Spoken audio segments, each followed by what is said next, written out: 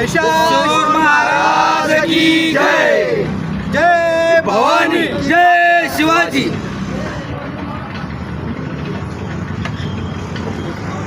संतोष वाघ, महिषासुर संस्थान अध्यक्ष चौका। या ठिकाणी दिनांक 5/4/2026 पासून महिषासुर यात्रेला प्रारंभ झाला आणि मोठ्या उत्साहात ही यात्रा साजरी केली जाते। 7 दिवस या ठिकाणी कार्यक्रम केले जातात। 2 दिवस जागरणाचा कार्यक्रम आहे, 4 दिवस तमाशाचा कार्यक्रम आहे। 12 तारखेला महिषासुर मंदिर या ठिकाणी मोठ्या प्रमाणात भाविक दर्शनासाठी येतात। त्या ठिकाणी 10 ते 15 भाविक त्या ठिकाणी दर्शन घेतात। महिषासुर संस्थानामार्फत त्यांच्या येण्या जाण्यासाठी सोय मोफत केली जाते। तसेच त्या ठिकाणी पाण्याची, त्यांना सावलीची, निवाऱ्याची व्यवस्था केली जाते। या ठिकाणी हा उत्सव चौका गावकरी मोठ्या आनंदात साजरी करतात। संपूर्ण गावातून यासाठी देणगी देतात आणि ह्या देणगीद्वारे हा उत्सव मोठ्या प्रमाणात तिथे साजरी करतात। त्यानिमित्त परिसरात राहणारे जे व्यावसायिक असन किंवा ज्यांच्या मुली बाहेरगावी असतात, जे नोकरीनिमित्त बाहेरगावी जातात, ते सर्वजण या ठिकाणी येतात आणि या उत्सवाचा मोठ्या प्रमाणे आनंद घेतात। म्हणून ही पारंपरिक पद्धत चाललेली यात्रा सर्वजण आवर्जून या यात्रेची वाट बघत असतात।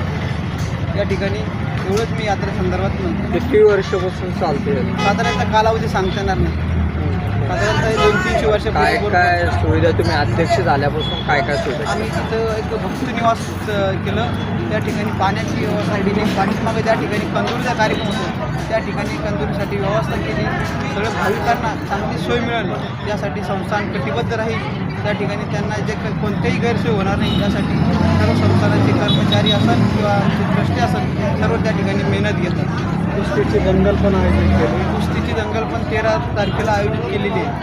बाहेर राज्यातून काही मल्ले येतात, तर मल्ल्याची सुद्धा आम्ही आल्यानंतर त्यांचे जे असेल ते बक्षीस देऊन त्यांचे हार तुरे देऊन सत्कार करून त्या मल्ल्यातसुद्धा या ठिकाणी स्वागत करतात, जेणेकरून तरुणांना प्रेरणा मिळेल यासाठी ही कुस्ती दंगल आपण आयोजित करतो। जागरणाचा कार्यक्रम पण तुमचा? जागरणाचा पण सुद्धा कार्यक्रम असतो।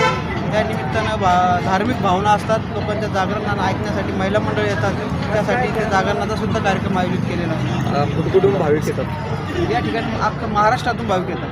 ज्या ज्या ठिकाणी माहिती जाती हा जागृत देवस्थाने बाहेरच्या राज्यातून सुद्धा काही भाविक भक्त येतात। काही राजस्थानमधून येतात, काही गुजरातमधून येतात, काही व्यवसायानिमित्त, काही नोकरीनिमित्त गेलेले असतात, ते सुद्धा या ठिकाणी आवर्जून या यात्रा महोत्सव काळात या चौका गावात येतात।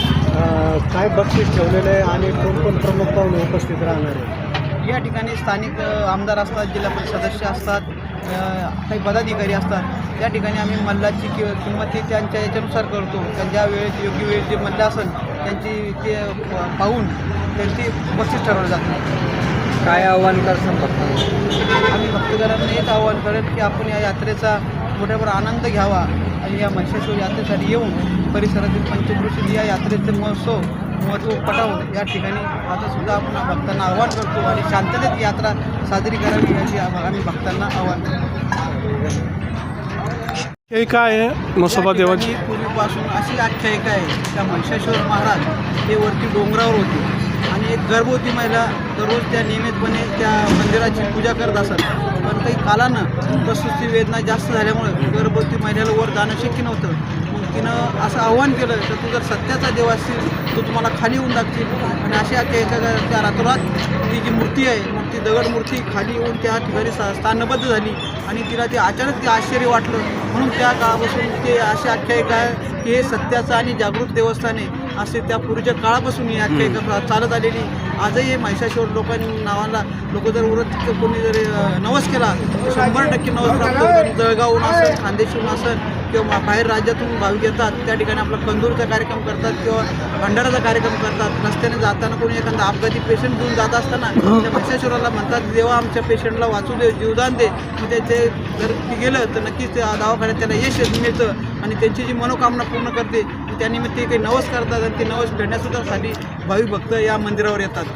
आजही लोक गाडी थांबून दर्शन घेतात, काय सांगतात त्या?